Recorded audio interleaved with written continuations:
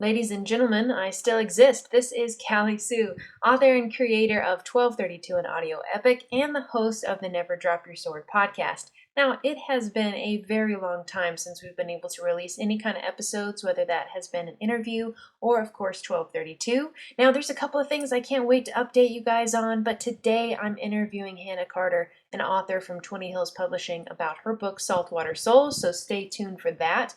But a fun update on 1232 Season 1. We are nominated, y'all. We have received a nomination for Best Audio Drama from Realm Awards, Realmmaker Awards, and that is happening in July. We are so grateful to our sponsors, to our listeners. Please like, share, and rate the show. It helps spread it. It helps us get closer to Season 2. And Season 2, where, when, how is it? Those are good questions. I hope to answer that later this fall.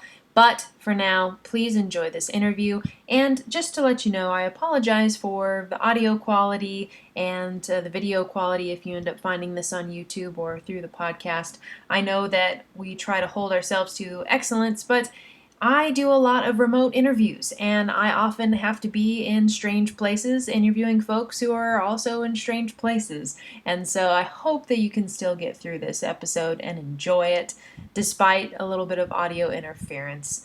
Thank you. Hello, everyone. Welcome to the Never Drop Your Sword podcast, where I get to talk to the creatively courageous, from authors and painters and musicians and seamstresses to anyone who is pursuing their arts with a lot of courage. And authors are not short on that, as these days it takes a lot to put out their art, to do self-publishing or publish with a publisher. There's so many pieces that a lot of people don't know about. So today I'm talking to Hannah Carter, and I'm talking about her Saltwater Souls collection of short stories, which, if you haven't picked up from the title, do include mermaids, the sea, and pirates. So, Hannah, welcome to Never Drop Your Sword. We're excited to have you. Thank you so much for having me. I'm excited to be here. Awesome. We're going to talk about all kinds of things, and perhaps we're going to go into some mermaid folklore and some cryptology and various other things. But before we get into that, Hannah, tell my audience who you are and what you do.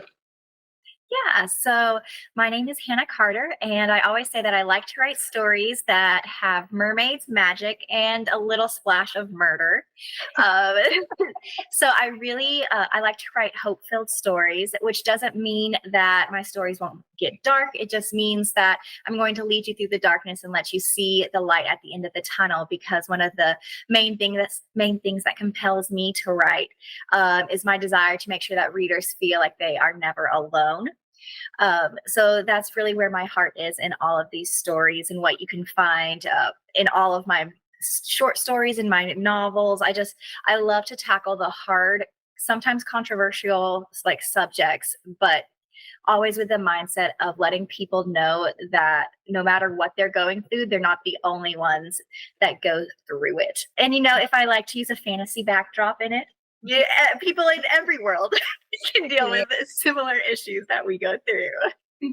That's awesome. That's amazing. Now, and you have also written quite a few other things. I mean, like you said, we're going to talk specifically about Saltwater Souls today, a more mermaid themed short story collection that you publish with 20 Hills. And then you also have your Atlantis Trilogy. You also have you're pretty prolific when it comes to short stories, let me tell you. I have not been able to keep up with all of your flash fiction with Havoc Publishing and various others.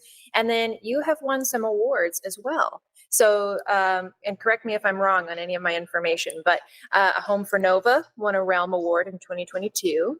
Yes. House of Shadows was a finalist in 2024, just last year. And then your short story, Laura, won a Reedsy Award also. Yes. Your information is spot on. Okay, good. Yeah. And you've also done some devotional work, which we may or may not touch into, but finding God in anime. And so there's some really awesome things that you have already accomplished, Hannah. And that takes a lot of courage, because it's not easy being an artist in today's world. So tell me about, I already kind of know how all authors begin.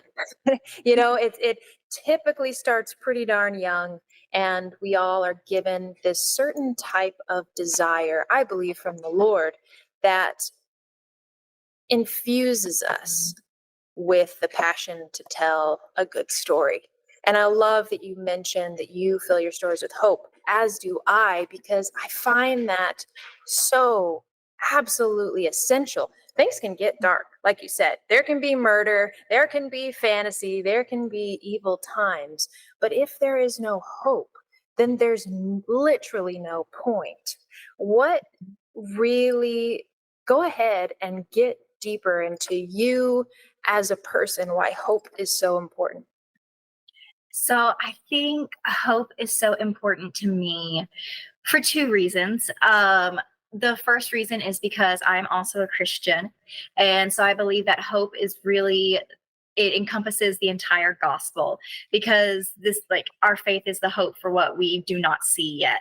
So if we don't have the hope that, like, what we believe is real and that God is real, then honestly, what do we, like, why are we Christians? Why do we call ourselves Christians? And so I think even that's a huge aspect of it for me. I also think just in regular life, I always like, I like to say, if you take God out of it, that doesn't mean, like, you should still have hope in it. And I don't mean that, like, without God, you Yeah, that can exactly. sound a little, yeah. But I just mean, like, in everything you have to have hope. Like, God is the source of our hope as Christians, but in anything that you do, if you don't have hope, for me, it makes me question why I'm even doing it. So when I start out on a book, if I don't have hope that I'm going to finish it, then why am I doing it? What is it that drives me? Or if I don't have hope that I can take a bad situation and make it a good situation, what is encouraging me to move? So I just think hope is so, it is so powerful that it can propel us through anything. And without hope, at least for me, like I said, I it takes away the motivation to do anything. And that can lead to some pretty dark places if you don't have the hope that, like, things will get better, or that you can accomplish things, or that death is not the end, or that God is real. Sure. So Yeah, yeah, I love that. Um, is there such thing as false hope? I do believe that there I personally believe that there is false hope as well. Okay. I think that sometimes we can also delude ourselves. And I struggle a lot with negativity at sometimes, which is Sure. why hope is so important to me, because my default necessarily isn't to be hopeful. It's to be like, all right, well, let's look at how all these things could go wrong. Let's, like, be realist about it. Mhm, There's a mhm, quote from Avatar: The Last Airbender, where Sokka and Katara are talking, mhm. and Katara, of course, is full of optimism, and she's like, everything's gonna be fine. And then Sokka, like, challenges her on that, and she's like, "Are you calling me a liar?" And he's like, "No, I'm saying you're an optimist." So same thing. They Right. Yeah, exactly. I think that's interesting because especially in the arts and in entertainment, which is what we, focus on this podcast, is that, there's can be a lot of false hope and Yes. silly optimism. And, Hmm. it's important to have courage and belief and conviction in your art. However, there are false promises that can be Yes. made that you can put your hope in. Like, oh, Definitely. well, I can become a New York Times bestseller. You can't if you have a lot of money to buy everyone off. Could it Yeah. happen? Hmm. Absolutely. But the system itself is not operating off of hope and merit. It's operating out of a different system that we could It maybe is. talk about later. But I don't know if you've recognized that, where is while it's important to not give into that negativity. And like you said earlier, you said, I've got to have hope that I'm going to finish this story, or push myself to do that, because like I can do it. I Mhm. can finish it. I have to believe in myself as an author, and in my vision. But at the same time, there's that realism that has to take into play, and then a lot of hard work begins. Do you think that your journey as an author or other authors you have observed recognize the amount of work and effort that goes into it? Are there moments where you feel like, man, you are in a fight, you're in a battle, just within your art, let alone dealing in your head those confidences versus the negativity versus the imposter syndrome, all those things? How do you work through that in your writing? So I'll let you know when I do. Yeah. When you find the secret, could you let us know? Yes, exactly. Once the secret of the universe is revealed to me, I'll make sure to let everybody else know. Yeah. I think that's a great question because I struggle a lot with imposter syndrome and like just believing that like my works aren't good enough or that there's always like there's always someone better than me, which is like we were saying, that's going to be true. We don't have false hope that we are the pinnacle of all success. But I think what can really get into authors' heads is, or any creative, honestly, because I've seen this in the art community. I've seen this, I'm sure it's everywhere. I've seen this in the professional community, just everywhere. But we always get it into our heads. I think that unless we're absolutely the best, then there's no point in even doing it. So the second that someone comes along and we're like, oh, they've got it all together. They're so great. They're doing this and that, and that's everything I've ever wanted to be. Then I feel like it discourages us because we tend to see things almost in black and white. Like we don't realize that the truth is in the gray a lot of the times. And so it's like, okay, somebody might be better than you. So what? That doesn't mean that they are telling the same story as you. That doesn't mean that they have the same life experiences of you. I think that would almost like demonstrate, false hope and hope, because you're like, I can hope that my story will be the best thing that I can write and that it will impact the people that I am supposed to impact. And not the false hope of I'm going to be the best of the best, and like you said, the top of the New York Times, and everybody is going to love my books, and I'll start a worldwide craze and have a movie deal and everything. Like we have to have that realism, and it's okay to have those pipe dreams. Like I'd love for this to happen, but I think where hope and false hope, kind of the boundary between them is kind of when you pin everything like your self-worth or like, and that bleeds back into your imposter syndrome. But like I think the false hope comes when you pin your entire identity on I have to get this, I have to do this, I have to achieve this, or else all of this is worthless. And that is what we have to fight against. And like the only way that I know to combat like imposter syndrome or just like the negativity, the hopelessness of like, why am I doing this? Because it's clearly not for the money, clearly not for the reviews, clearly not because I think I'm going to be the next like Hunger Games craze or whatever. You have to come back to the hope of I'm doing it because I believe that what I have to say is important. I believe that I love it. I'm doing it for the passion.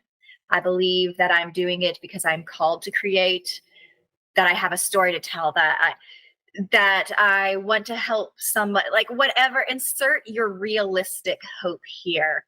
And then that is the one thing that you have to fall back on and be like, yeah, this is why I do it, even if all of this doesn't come with that. And it doesn't matter if Joe Blow over here gets it. Good for him. Good for him. Great. It'd be great if it happened for me too, but that doesn't have to be my path. There's a line in Hamilton that comes to mind in the song Wait for It. And we don't always like Aaron Burr. I do like the line where he says, I am the one thing in life I can't control. Like I'm not falling behind. I'm not running late. I'm going to wait for it. And so we have to wait patiently, and we have to know that like, we can't control all of this. We can't control how many people read our books. So we can't base our self-worth off of good reviews, never getting a bad review, doing all of this. We just have to base it on what we can control and our attitude and our hope. Yeah, exactly. No, I think that's very well said, and it's a great way to kind of pin those two different things next to each other, the false hope and the real hope that we have. I have a question that, uh, you're very familiar with, and especially the Christian speculative world, and I am too. And now I've added a new layer to it. So people ask me, "You're a Christian, you own a bar and a music venue. Why is that possible?" And also, as an author, and you as an author, you get asked, I'm sure, well, why do you write fantasy? Why do you think it's okay to incorporate mermaids telling stories of hope or pirates when Mhm. those things are, maybe not biblically accurate, or you're leading people into a false reality, and it's not very Christian of you. So, you know, how do you deal with those people, specifically around your stories? That's a great question. Um, I think that I would go back to the fact that Jesus also used parables. And not all of them were always 100% based in reality. He used metaphors, he used allegories and everything. And I don't think that having an allegory dampens your message at all, because if we're supposed to like take if we're supposed to follow Jesus's example, then we can follow both God's example of being creative right from the beginning of time, but also Jesus, where he's like, okay, let me give you an example. Let's say that this happened. Let's say that Yeah. this happened. Like, these are all hypotheticals. They're all like, they're maybe not situations based in reality, but Jesus is like, but I'm going to use this and I'm going to embed the message that I want to, but I'm going to give it to you in a digestible form that is appealing to you. Kind of how, like, we put medicine sometimes and you like put a coating around it to make it taste better or something, or to make kids like want to take it. I don't differentiate. And another layer of that is that if God has given me this interest, this like imagination to use, why should I not put it to use? Why should I not be like, what if there was a world and that this may happen? Because as far as I'm concerned, in every what if, there's always God has made that what if too. So, and I'm not saying that like every world exists, but like I'm not ruling out everything, but I'm Right. also saying that like it doesn't matter what reality I write about, or like what exists, what doesn't exist. If it exists, then God is the creator of it. If I write about it, I am operating as if God has created this world and like these characters. And so it always goes back to him. And it is my way of honoring him and using the imagination that he gave me. Right. And to bring in, because I have noticed that some people will have, in Christian circles, some people will have that argument where they're like, we shouldn't use like magic, we shouldn't use like all of these things, but a lot of them also love CS Lewis and CS Lewis's work, and I've never quite understood that. Yeah. Yeah. Well, there's always that, well, Disney magic is okay, or C.S. Lewis magic is okay, Hmm. but, Hmm. and Tolkien, of course, is Oh blameless. yeah, never But yeah, touch him. no, never, never. But, Harry Potter, or even Hunger Hmm. Games, or, even situations where it's a very rough world, and things aren't really adhering to, um, God's creation, but there's a clear delineation between good and evil. Hmm. People will say, well, those aren't good, but this is okay. And, Yeah. I've had this kind of conversation a lot with people, and goes back to a lot about how you're taught in your church and family community, and then how Hmm. you grow as an individual. We are called to have an individual relationship with Christ, and it shouldn't be dependent on those factors. But those Yeah. factors play a huge role in how we see things, and like my mom was a little bit like that in the early stages, where it was like, well, yeah, Narnia is okay, but Harry Potter's not, or whatever the situation may be. Mhm. But what she did simultaneously with watching what I was ingesting as a child, which I think is still important, especially when you're young, Yeah, is definitely. she was for sure to tell me, like, hey, this is all imaginary, and in those imaginations we can be honoring the Lord, or we can be looking for something that looking for something in someone that isn't him, basically, and that is darker, Yeah. and be drawn to those things. I was drawn to a lot of like Celtic paganism because I was so proud and excited about my Scottish and Irish heritage, and I loved stories, and I loved music, and I love creatures. I just I've always had just such a huge imagination, and I got really drawn into that and had to learn where the lines were, because while perhaps Narnia doesn't exist, which I think could be debatable, um, the spiritual realm truly does. And in that spiritual realm, there are things and various spirits that are good and bad for you. And Mhm. there are so many nuances and layers to whether we can say, oh, well, Harry Potter is real and magic is real, or it isn't, or miracles are real and they aren't, or this is how they work, or God is against magic. We have lost so much of the meaning of words, times, and places, and honestly lost a lot of touch gotten out of touch of, Mhm. as Christians, especially in the American church, the reality of the spirit world and the realms, and the reality of miraculous healing and a bit of that mysticism. Mhm. Things that God does and moves that we don't understand. And we always want to have an answer. We want to say, oh, well, it definitely happened this way. And it definitely happened this way. And like creation is real 100%. There's no way a mermaid ever existed. And it's like, you could be right. Is this something I'm going to base my faith off of? No, but I'm going to have this conversation because there's some funky things out there, okay? Yeah. And Yeah. is it an evil spirit, or is it a real Mhm. thing? And we can talk about that later for sure. But I think that conversation is essential to where we're going to go It with is. this, and where we're going to go with Saltwater Souls. So we're going to go back to your book here, which, if anyone has forgotten, if you're listening, then you will know that I'm talking to Hannah Carter right now, and we're talking about her book, a collection of short stories. Now, you have quite a few different themes going on in Saltwater Souls. And this is going to lead, don't worry folks, it's going to lead back into, are mermaids real? Do we have cryptids? Are they in the Bible? What's going on? I definitely want to go there. But let's talk specifically about your work, and we'll frame some of our questions around your book specifically. So, Perfect. yeah, so let's talk about some of the short stories.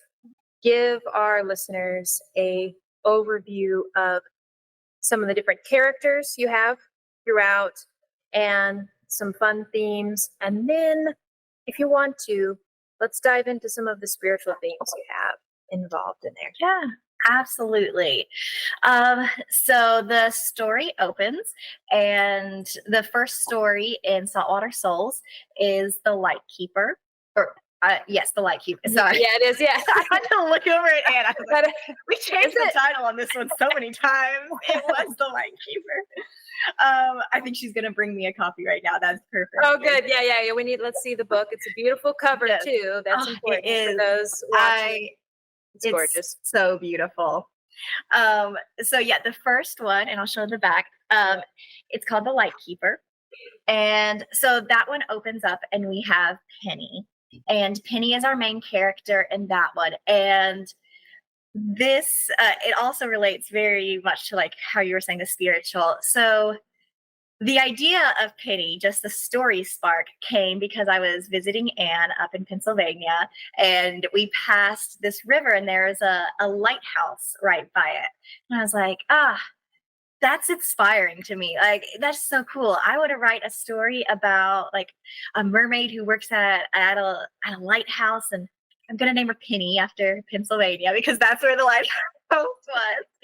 Yeah. Um, so that was where the spark came in.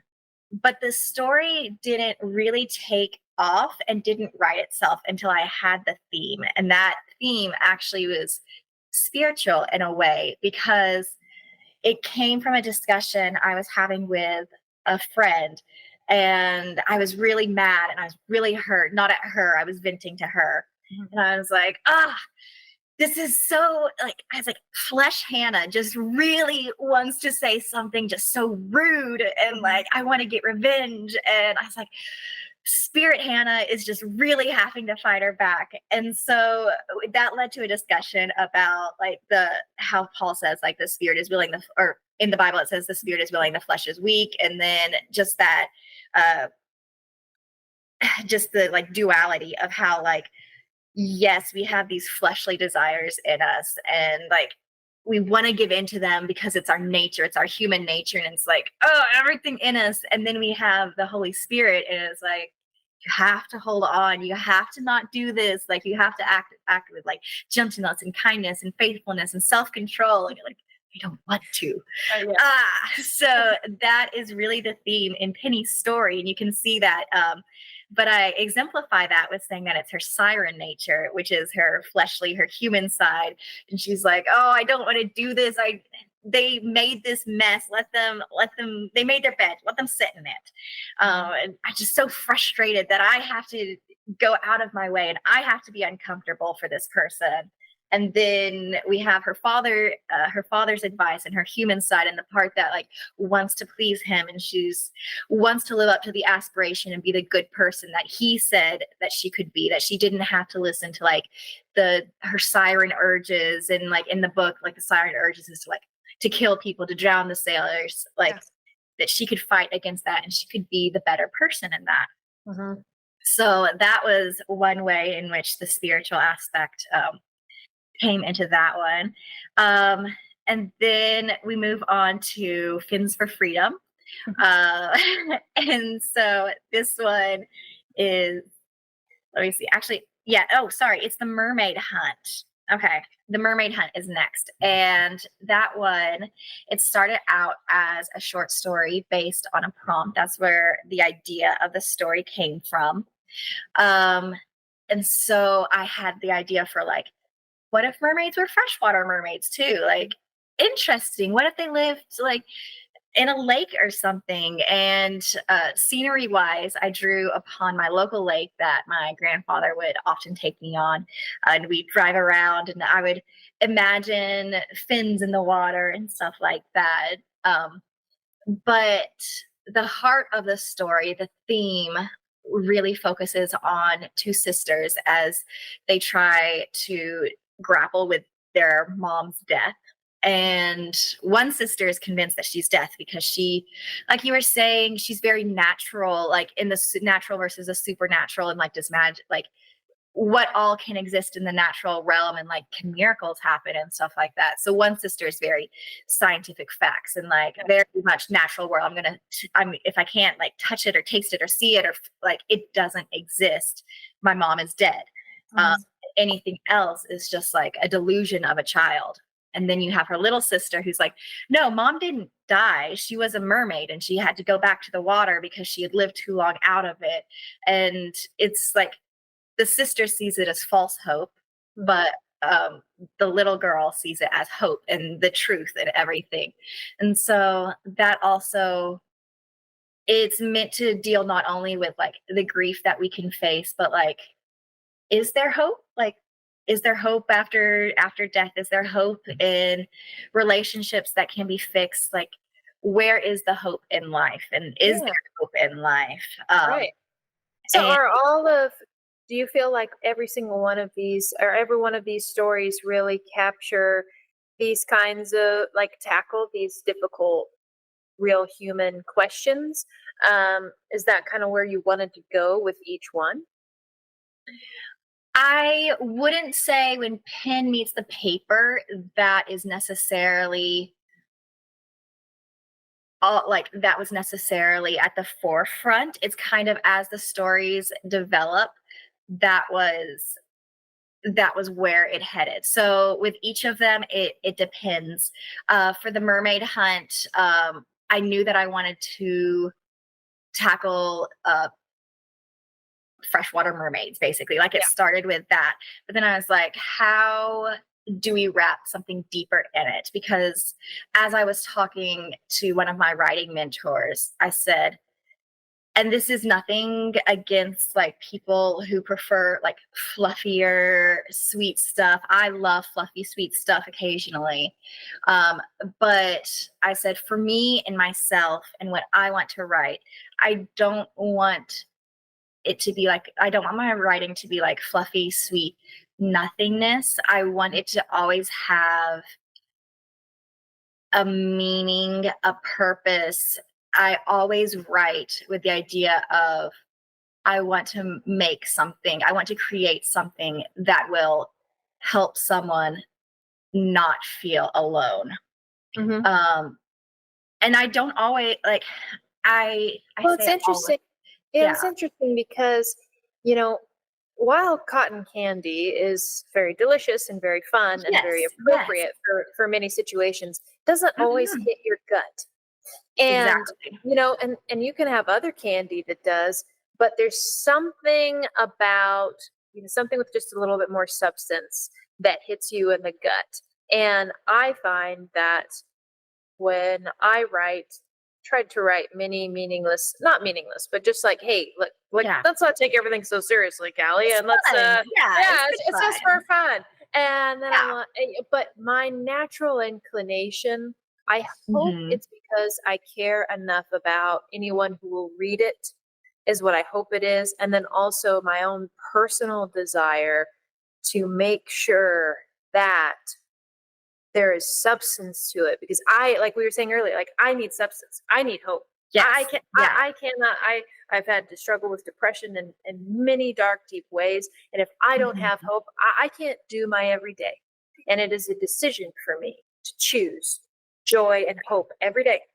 And so it's Exactly. my own personal battle. And so when even if I relax and just like I'm just going to write or listen or sing or whatever creative aspect I'm doing, just blow off steam or something, like something like that, that a lot of people do it for. Um, it always goes back to more meaning. There's always like an underlying, Mhm. no, but you were worn out and needing to blow off steam because you were struggling with this particular moral question or Yes. spiritual question or a um, a disturbance in your heart and in your soul. Yeah. And maybe you remember that, oh man, I said something that I shouldn't have to somebody, or I operated out of selfishness, or I'm really struggling with, like you were saying earlier, like I'm really struggling with being kind to somebody, or Mhm. handling a situation with grace. And I think that is why you and I and so many of all the 20 Hills gals, which is what I love, that we're all together in this group. I think that's a big part of our desire to write stories, is that let it Yeah. hit the gut, you know? Yeah, exactly. We need something to digest. We don't want like cotton candy is good, like you said, in certain occasions if we just need lighthearted. But like we want something. What we tend to write is just like the gut punch, which just kind of Yeah, goes back to like 20 Hills like motto, where they're like scream truth into the void type thing. yeah, Like we want exactly. to be the ones that are like, no, wait, here's the meal. We want to feed your souls. Yeah. And maybe it's also because your book cover is so beautiful that I think of cotton candy every time I look at it. It's like, it's such great colors. Yeah. Yeah. It looks great. I'm always like, that book looks delicious. So, you know, Thank you. this is this is so fun to talk to you about this, and some of your, it's interesting that you've chosen water as such a Mhm. big setting for so many of your stories. Is there a specific reason why? What is it about water that draws you? Yeah. Um, so I think again, twofold answers. The first one's gonna be our really light and fluffy one. I fell in love with just water and mermaids and everything like that. just because I grew up around water. Like we have a local lake. I have a pool. I don't remember learning to swim. I just remember swimming every every summer since forever. And so I just would always like play pretend in the water, and I would just feel so like relaxed there, and my imagination could run free when I was like looking at it or being near it. And then actually I guess that was the not so fluffy one. That was also kind of the deeper one. The fluffy one is that I think my obsession did kind of start with like watching movies about mermaids, like The Little Mermaid. I was obsessed. Yeah, obsessed. Yeah. Well, you know what? This segues well into, I wanted to do a little bit of rating of mermaid films. Ooh, If okay. you wanted to, this will be a little rapid fire section, and then we'll get back into the deep stuff. But I think this might be fun. I've got a list. It's probably not complete, but, and just say if you haven't seen one of these. I haven't seen all of them, but I have seen quite a few. So what I'm going to do first is I'm going to list some of the titles, and then we'll go through and rank so that you can kind of give yourself a minute to decide, which one you want to do.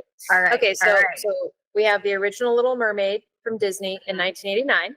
We also have the new live action one from 2023. Okay. And then we have Splash. I don't know if you ever saw that one, a romantic comedy. And then we have Aquamarine, which is very silly. But did you ever see that one, the Teen Mermaids befriend? Yeah. Yeah. Okay. And then now this one I have not seen, but it sounds amazing. It's called The Lure. It's from 2015, and it's a Polish horror musical featuring two mermaid sisters who perform in a nightclub. Okay, I will be upfront. I have never seen or even heard of The Lure. I haven't either. I was just like, what is this? And then now I have actually seen this one. It's called The Mermaid, and it's a Chinese romantic fantasy where a mermaid is sent to assassinate a businessman, but they fall in love. So interesting there. I've heard of that one. I have not seen it, but I've heard of that one. All right. And then Mermaids, which is the Winona Ryder and Cher movie. That's like a coming of age story. It doesn't actually have literal mermaids, but Google does what Google does here. Mermaid Lake of the Dead, which is a Russian horror film inspired by the Slavic mythology, where a mermaid spirit haunts a lake. And then we'll get back to the stuff we all know, which is The 13th Year. Nobody that one, right? Yeah. And then H2O, the Australian TV series. So we've got a couple that we can't really rate because we haven't seen The Lure, and we haven't seen, what was the Russian one? Lake of the Dead. So no, never seen it. So we can't really rate those, but they're on the list now for maybe next time. Okay. So out of like The Little Mermaids, live action Disney animation, then Splash, and then 13th Year and H2O, how would you rate those from 1 to 5, 1 being terrible, like just awful, and 5 being your favorite iteration of mermaids? Oh, okay. I first out of the gate, I'm going to have to put H2O 5. My favorite. Partner. Yeah, exactly. I'm not going on. Yeah. I cannot express how many times I have watched H2O start to finish. Also, I'll drop a little secret Easter egg. Fins for Freedom has a bunch of H2O references, tiny little Easter eggs. It takes place in Australia for one thing, and then if you know some actresses' names that might start in H2O, you might find them cropping up there. Brilliant. I love it. One of my childhood nicknames was actually Emma because of H2O. So I was like, it's beautiful. For Little Mermaid, we're going to go 1989 version. I'm going to put that at a solid 4.5. Yep. And I have reasons. As a child, I would have been horrified to not give it a solid 5. As an adult, I'm like, girl, you are 16. Get your butt back in the water. Right. And then as a child, I also really liked Prince Eric. And then as an adult, I'm like, he doesn't have much personality. It was funny because Anne and I were actually having this discussion yesterday, and we were talking about how like it really does exemplify like a 16-year-old's crush. Like she has this dream and she wants to like get out of the water. She thinks that she's so in love with Eric and everything, but like she doesn't know him that much. She fell in love with him because she rescued him basically. Superficially. It's a superficial kind of interest, really. Exactly. And so I would have loved to see the romance develop more, or like really see her, because I do also think that they do really balance that well with like how much she desires to be human. Like first and foremost, her love of humanity is like on display and everything. And I do like that. I think the romance, because it does become so important, I think it could have been handled better. Which is when we go to the Little Mermaid live action, which I would put at a solid, trying to think of where that would rank. I would put that at a 3.8. 3.8. I have a couple reasons for this. It scores high in that I love how they developed Eric and Ariel's relationship. Like I love the changes in that regard. I love the Jodie Benson cameo. I love like Callie and how she sings and her voice. Oh, like just beautiful. Hearing her sing part of your world just like brings me to tears. Yeah. We're docking points because I hate the CGI. I absolutely I know. And the sisters look terrible. So bad. Flounder and Sebastian look like they could haunt my nightmares. I'm taking off all the points for that. And also, I do like all the new songs except for Scuttlebutt. To jail. Scuttlebutt goes to jail. Straight to jail. Yes. You might not believe it. Straight to jail. So those are the factors that lower it down, and they unfortunately do lower it down a whole lot because the over reliance on CGI just made me not enjoy it as much as I could have, because you're distracted. You're distracted. And it doesn't actually capture the best part about imagination and film being so well integrated is that it isn't realistic, is that it isn't based off of reality, and it always fits, like, arguably there's funny imagination that you could attribute to like kind of the Minecraft idea of like square sheep or something, and you have really weird dreams where you're like that's not anything. But then when you actually get a moment to think about it, and if you're sketching or if you're writing, there's a beauty and a fluidity and a surrealism about putting something together in the imagination. And what they did to Flounder and Sebastian and even the sisters, they were kind of sort of based off other real fish or something, and they did it very poorly. And then the fake water and the fake swimming around and everything. I mean, come on. The mermaid culture is huge as far as performers that perform at Ren fairs and everything else, and those women and men are incredibly talented at swimming with those fins. And I mean, it made me believe that, like, okay, I guess somebody could do that, because it's amazing. And to not use a plethora of, like, to not use that in your casting, I was like, I mean, we could go on and on about how stupid Disney is right now. We won't, because we also have like plenty of dwarves and small people that would have loved to have been in Snow White, like whatever. Okay, whatever. But 3.8. All right. Yes. Next. Yeah. And let me see. Also, just piggybacking one more thought off of that. It's like when they use the imagination just enough that it's like, well, why did you make this choice? Because we have singing and dancing animals. And then it's like, but we're going hyper realistic. This is like, Come on. I know, It's yeah. a musical and you have a Yeah. singing fish. Yeah. Exactly. Exactly. Yes. Okay, aquamarine. Oh, yeah. I am going to put that at a solid. This is hard because I can already see my nostalgia trying to tint this. And I have Oh, yeah, more yeah. nostalgia, even though it's like a newer movie, I have more nostalgia for kind of the live action Little Mermaid. Mhm. Uh, than I do Aquamarine, but that's because the nostalgia for the live action Little Mermaid is bleeding over Yeah, from from the, the original. the Mhm. cartoon. But if I take them as what they are in the overall story, and I have to put Aquamarine at 4. At 4. And yeah, I don't Nice, okay, very necessarily. high, yeah. Yeah, I have a couple reasons uh that I'm saying this.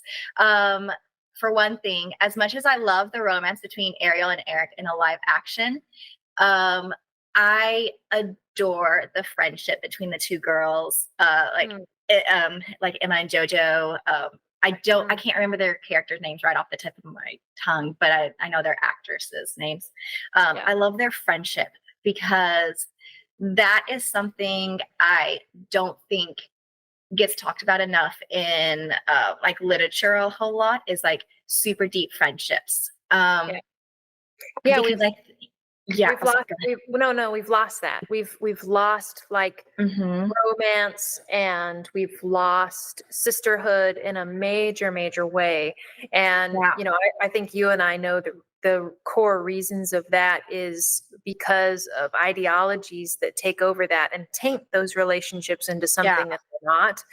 And, it is sad. It is very sad that in literature and film, like a solid friendship, like I love, I absolutely love stories with two guys that are like bros. Like they are, yes.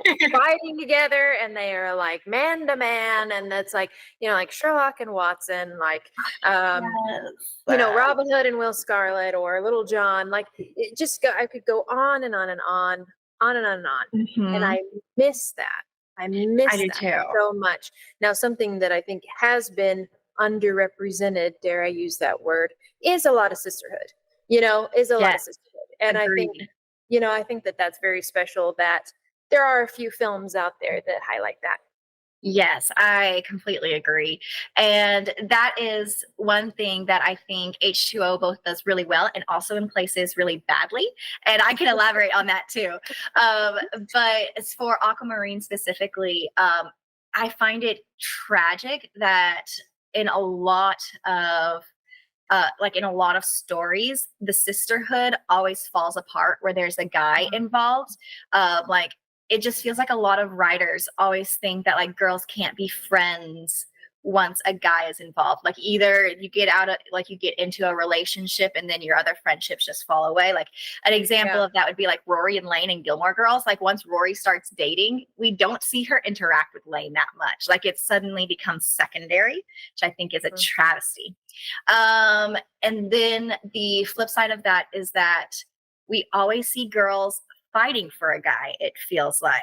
But what I love about Aquamarine that it's just so subtle and it's powerful because they don't ever say, hey, this is our message. It's just the story. They just Yeah. do it. Yeah. They both have a crush on the same guy Yeah. and it doesn't come between them. But not only that, they immediately, once Sarah Paxton's Aquamarine comes Yeah. in and she's like, I love him. They're like, okay, we'll get you like we'll start like trying to hook you up with him. Yeah. Like Yeah. we're gonna give you hints and like none of it's gonna come from jealousy. And like Yeah. we're just all gonna support each other. And yeah, Yeah. I love how deep the sisterhood bond is. And it's powerful because it's never thrust in your face. It's Mhm. just like it just goes without saying. Like, of course we're not gonna let a guy get between us. Of course we're gonna like this is our mermaid friend and like she's Yeah. gonna Yeah. help us stay together and we're going to like willingly give up our chance for this guy that we think is dreamy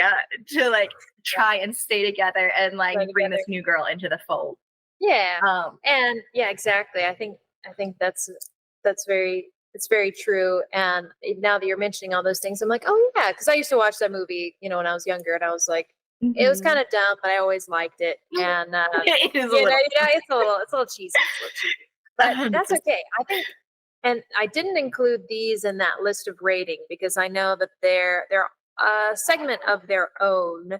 But we have Pirates of the Caribbean on Stranger Tides. And then I don't know if you've seen the really strange, but actually could have been amazing, The King's Daughter indie film. You've I probably you've probably seen it pop up on your, you know, Netflix or something. And yeah. it's really interesting little mermaid tale in it.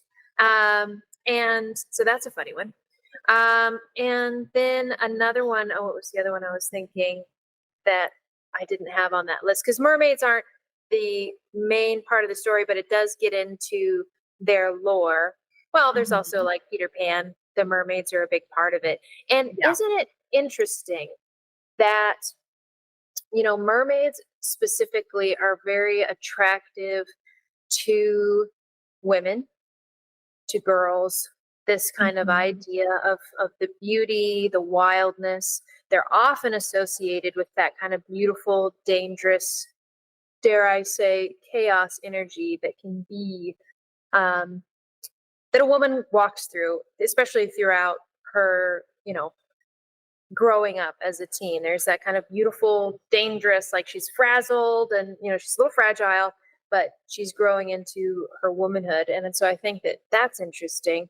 And then they're also always luring people, whether for good or bad. We talk about H2O, we talk about aquamarine, and, there's they're always trying to like lure people, and people are always very attracted to who they are, and they're always trying to be very secret about it. What are your thoughts on the depictions of mermaids and some of their lore, and which side are you partial to? Are you partial to the kind of H2O vibe, or are you partial to the Pirates of the Caribbean, Stranger Tides, you know, wants to drag you down? I mean, you cover both in your book, which is why people need to pick up this book. But what do you think? Which one are you more partial to? Oh, that's a great question. Um, Knee-jerk answer, both depending on my mood. I think I think it's interesting though to like look at what mermaids like mean, and like how you were saying like why women in particular are so drawn to them. And I think it's because of the what they represent. Like, they're mysterious in ways. In a lot of ways, they're more innocent, more cutesy, but they're free. They don't have to answer to like rules or regulations per se. Like they are unknown, they're wild. That freedom, I think, really appeals to women. I think it also shows kind of the other side, and maybe more of what we also feel that we need to be to protect ourselves, like that, like that's the free part of ourselves. But then the darker depictions of mermaids are kind of appeal to what we think that we have to be to protect ourselves, like to protect that innerness. It's like, well, I have to be fierce, I have to kind of know how to work men. I also have to have this power and be able to use it and everything to protect myself and what's important to me. Um, and I think it can also kind of prey on like the fears of of society as well.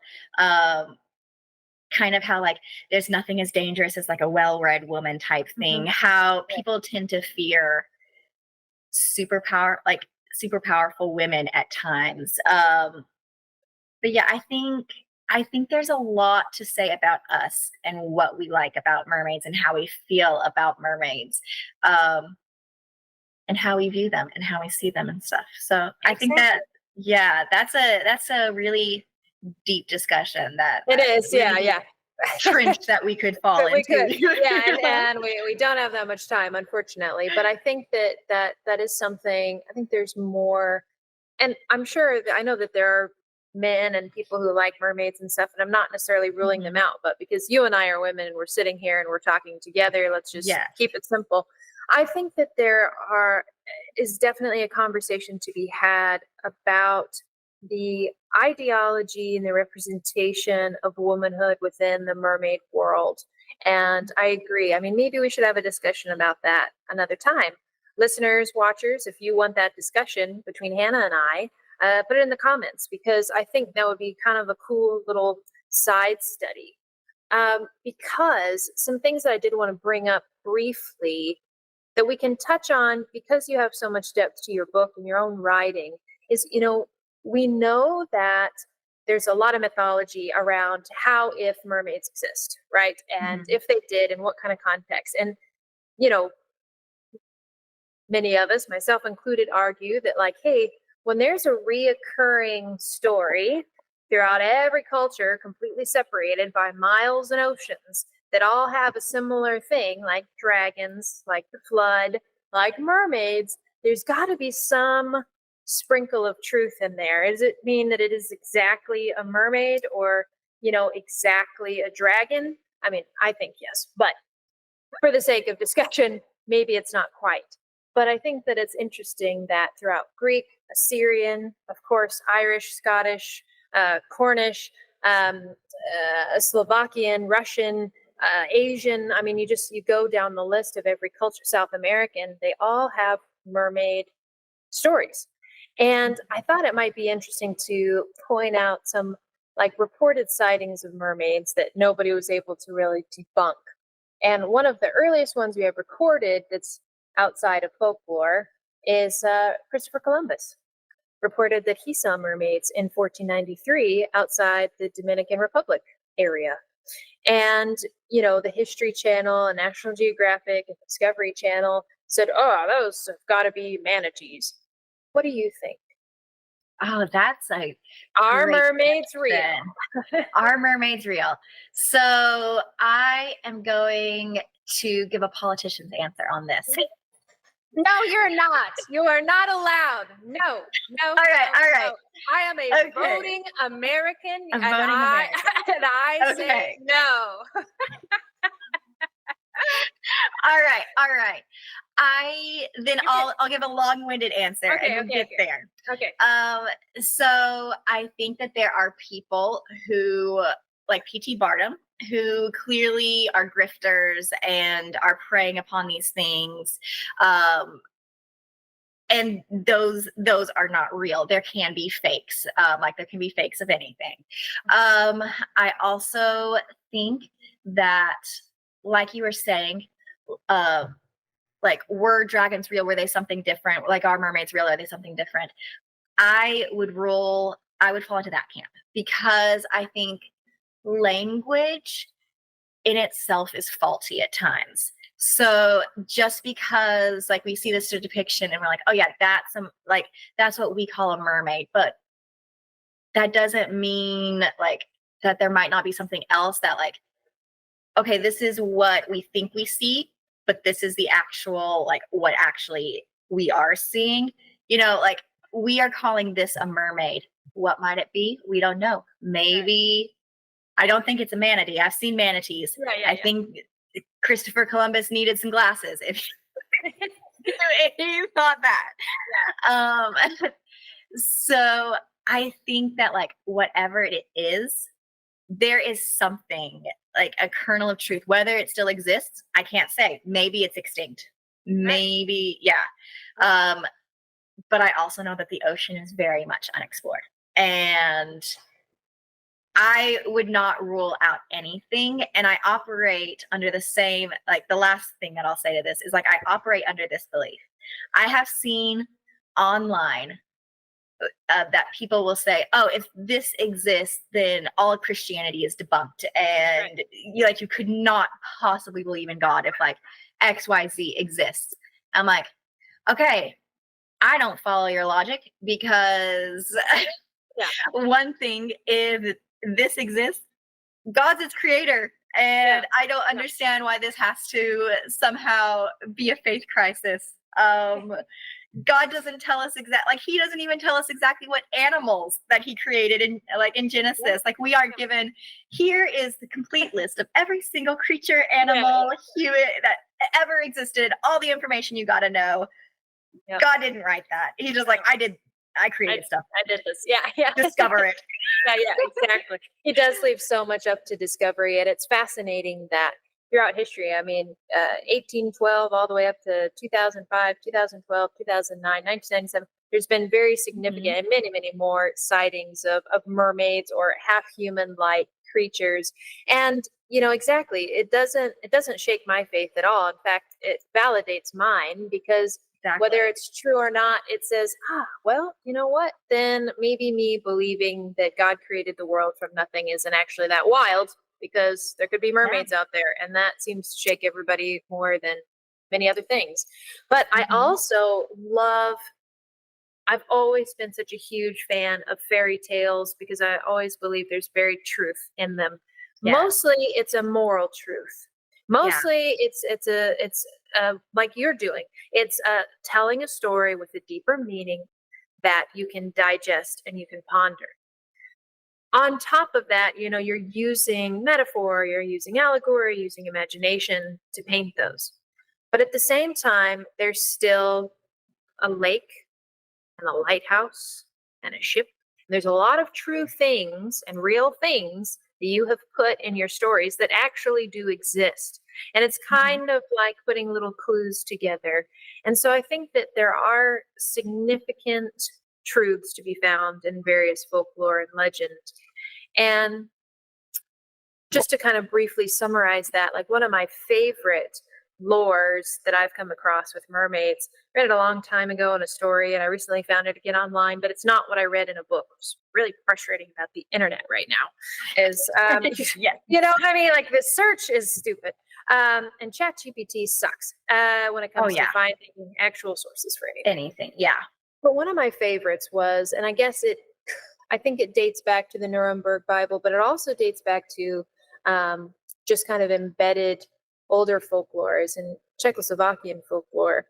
Mermaids are the people who didn't make it on the ark, and they are people without their souls. They're lost souls that were, because of their evil and because of their not making it on the ark, not accepting God, they became a twisted thing, and so they are the lost souls from the ark.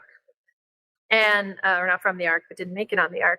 And I think that that's an interesting concept for many, many reasons. One of them being that in the absence of God, of hope, of true love, and love is another one of those words that we could talk about, the language, but the encompassing various forms of love, without that, its absence twists and manipulates something that is, while could be perceived as beautiful, is incomplete. It's half and half. It's missing components of itself that it wishes it had. And while it's free, and while it's fascinating, and while it calls to a part of us that's also in it, it's not complete. And that is the absence of Christ in our lives. There's things that we attract that, like, good vibes this, or I know it's good not to yell at somebody out of anger. And there's things we identify with, but we're not complete, and we're just a twisted half and half creature. And when we come to know the Lord, we either become the full fish, which almost never happens if a mermaid kind of becomes powerful or part of its thing. Usually it becomes human, and it's only the tragic part that takes it back to the ocean, whether it's the many tales and Irish folklore especially, and in Cornish, where a woman washes up on shore and everyone tries to incorporate her, and she goes to church, but then she ends up luring a man to his death and goes back to the ocean and kills him, and goes back to that mermaid self. Or raises a family and, is the strange, beautiful woman that's very mysterious in the village, and everyone whispers about her being a mermaid, and, and this. And I think that it goes right back to your very first story in Saltwater Souls, is that there is that flesh desire and there is that spirit desire.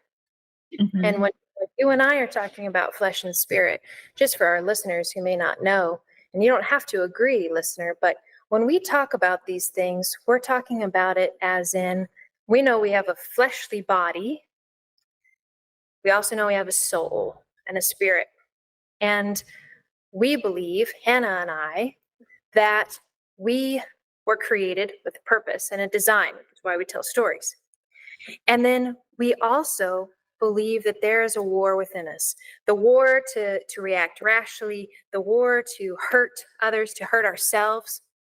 And then we believe that there is Christ, who is that hope, who not only comes in and befriends us and draws us into this relationship, but loves us and instructs us through action, through his stories, how we can change and love ourselves, treat ourselves with kindness and respect, and treat others with kindness and respect. But those two things war, right? Which is what you're talking about with painting. And the desire to just get that dadgum captain and just and then that wildness of the sea versus what her father taught her. You and I believe that our Father, our Heavenly Father, is the one who is instructing us to treat others good.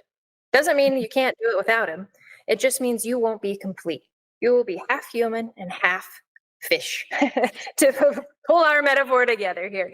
And that is what we're talking about when we're talking about this battle of like spirit and flesh. And if we take it as far as Hannah has in her story, this first one, which the other ones go deeper into other things, we see that the siren song, the ocean, the wildness, the unknown, the angst is what is attracting us to do one thing, while the kindness and the light and the purpose is attracting us to do another. And that is, it's a huge war. It's obviously one humanity has been struggling with time out of mind. Mm-hmm. Because whether folklore and fairy tales are real or not, they are a depiction, a sign, a revelation, a working through, a dissertation on the struggle of mankind that hits women and men of, will I do the good thing or will I do the bad thing? Will I live on land or will I live in the sea? Will I try to live in both and thusly be very miserable? Which is, the potential that many people have to tell their stories. Will I try to tell a story of hope, give somebody something that hits their gut? Or will I just be like ambiguous and be like, well, does a mermaid exist? Does it not? Should you do the good thing or should you not? And that doesn't help anybody. In fact, you just have a lot of confusion. And so with this broad scope of things we just went through in this conversation, I do that. Sorry. What, in light of that, in light of the struggle you've talked about that yourself has gone through, that your characters go through, that fairy tale creatures go through, and that we all go through, what is the one thing that keeps you going? Oh, okay. That is a great question. And I think I'm going to give a twofold answer, because I understand that not everyone has the same faith as me, but I also believe that everyone needs to keep on going. Like, I think that everyone needs hope. And though to me, that hope in itself will always derive from like God. Mm-hmm. I recognize that, like, for some viewers, some listeners, that doesn't resonate with them. Like, that's not what they believe. And so instead of saying, well, I think that you should believe like me, I'm going to meet them where they are. And I'm also going to let them know what I think. So for myself, what keeps me going is that I believe I have a calling given to me by God. And I believe that He has given me this gift. And I don't think that He wants me to squander it. And I can go back to like the story, the parable of the talents, which in the Bible, talent does not mean a talent like writing or speaking. It's a money thing. But the stewardship is the same. And I like that it uses the word talent, because I think in our world, that is what God, like, that is one of the things that God gives us a lot. Like, He wants you to be a good steward of your talent. He wants you to use it. He doesn't want you to hide it away. And so that is one thing that keeps me going. It's just like this call. And I've had a few people ask me, well, why do you create? I'm like, I can't do anything else. Like, I just see this and it's just a call to create, basically. Like, I don't know what it's like to like not look at a candle or a lake and like just see endless opportunities and endless stories. The other thing that keeps me going, and this would be for, let's leave religion behind for a second, because like I said, it's important for everyone to keep on going. It is my stubbornness. And so what I mean by that is just, it can be hard. It can be discouraging, like not just professionally, but sometimes in life, especially if you deal with depression. It's like, what's the point of keeping going? Like, why do I do it? And it's because, to me, when I look at the stories that are the most inspiring, and it's my stubbornness that I want to be inspiring, that I want to help people, that I want, when I come to the end of my life, I want to look back and I want to not have regrets. And I want to be like, yes, those people are the people who inspired others, who kept going when it was hard, who overcame adversity, who didn't give in. And I'm going to go back to a quote by Walt Disney. And it's at the end of one of my favorite movies, Meet the Robinsons, an underrated film. No mermaids in that one, sadly. Right, yeah. But at the very end, it's just a very touching scene where it says, we keep moving forward. Like, we dreamers, we keep moving forward. Like, we who see the future, like, keep moving forward. And to me, that is one of the most inspiring things. Like, when you think about what you want to leave behind, what message you want to leave behind, it doesn't matter what you come from. If you come from an abusive home, addiction, trauma, abuse, like, it does not matter what you come from. What story do you want to leave behind for yourself? Do you want to be the person that gave up and said, it's too hard, I'm going to be another victim? Or do you want to be the person that says, I was a victor, I kept moving forward? Didn't matter if sometimes I didn't know what the heck it was for. My end goal was to keep moving forward because I wanted to inspire myself and others. And I think that is what inspires me. That's awesome. That's beautiful. That is so important. I love that you gave the twofold answer. That's great. Well, I know obviously we could keep going and we could keep talking about so many things, but Hannah, I really appreciate you coming on Never Drop Your Sword. I think it is courageous what you do, because you're dealing with your life and your things and you're writing stories and you're publishing, and all of that comes from, that desire to move forward, that desire to create, and it's beautiful. So thank you for sharing your heart with people today and for having this very fun, wild, random little loop-de-loop conversation. Everywhere. Yeah. We did. And I think that's very fun. And so thank you so much. Everybody, I'm going to have links to Hannah's website and her socials and her book, Saltwater Souls, in the description below. If you're listening on Spotify or Apple Podcasts, wherever you're listening, that's in the show notes. Just open that little accordion section down there and you will see, follow her. She's got more stuff coming out. She's prolific, like I mentioned at the beginning. She's award winning. She obviously has incredibly deep thoughts and a funny taste in film, since we rated Aquamarine so high. And and I hope to have you back, and I just really appreciate you coming on. Of course, everybody, like, share, subscribe. Please leave in the comments if you want us to have a theological, female-led discussion on mermaids and should women be them or not. And then from there, we'll just keep going. And thank you so much, Hannah. I've got one last question, and it has to be a brief answer. All right. Here we go. What's the one thing in your profession that we're not talking about, but we really should be? Oh, great question. I think we're not talking about mental illness well.